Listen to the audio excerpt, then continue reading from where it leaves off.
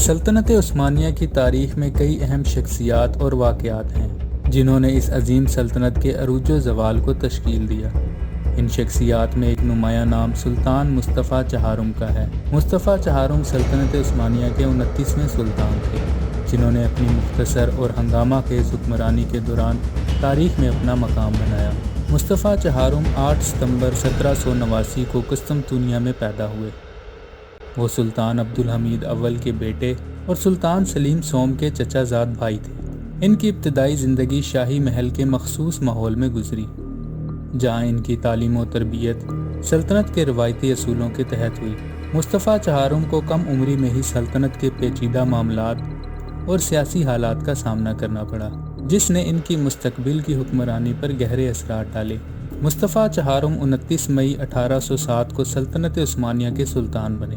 ان کی تخت نشینی ایک غیر معمولی اور پرتشدد وقت میں ہوئی، جب سلطنت اندرونی اور بیرونی خطرات سے دوچار تھی۔ سلطان سلیم سوم کی اصلاحاتی منصوبے، جنہیں نظام جدید کہا جاتا تھا، ان کے مخالفین کے سخت رد عمل کی وجہ سے ناکام ہو چکے تھے۔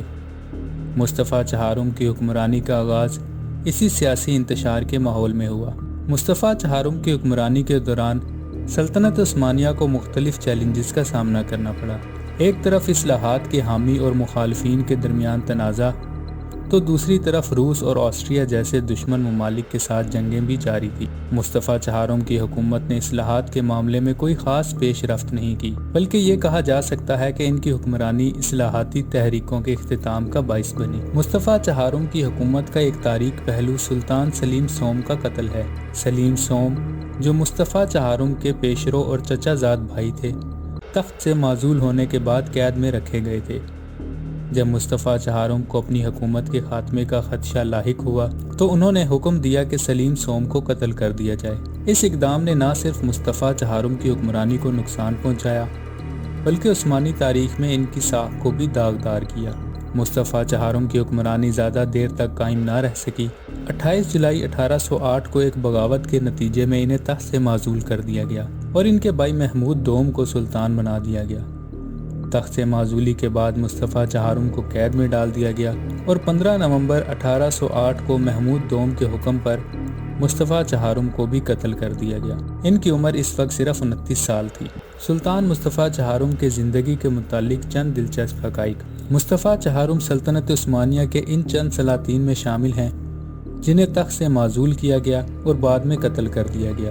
انہوں نے سلطان سلیم سوم کے اصلاحاتی منصوبوں کو مکمل طور پر ترک کر دیا، جس کی وجہ سے ان کی حکمرانی کو اصلاحات کے خاتمے کا دور بھی کہا جاتا ہے۔ مصطفیٰ چہارم کا دور حکومت محض 14 ماہ پر مشتمل تھا، جو عثمانی تاریخ کے مختصر ترین ادوار میں سے ایک ہے۔ مصطفیٰ چہارم کے عہد میں سلطنت عثمانیہ کو اندرونی بغاوتوں اور بیرونی جنگوں کا سامنا کرنا پڑا، جو ان کی ناکامی کی ایک بڑی وجہ بنی۔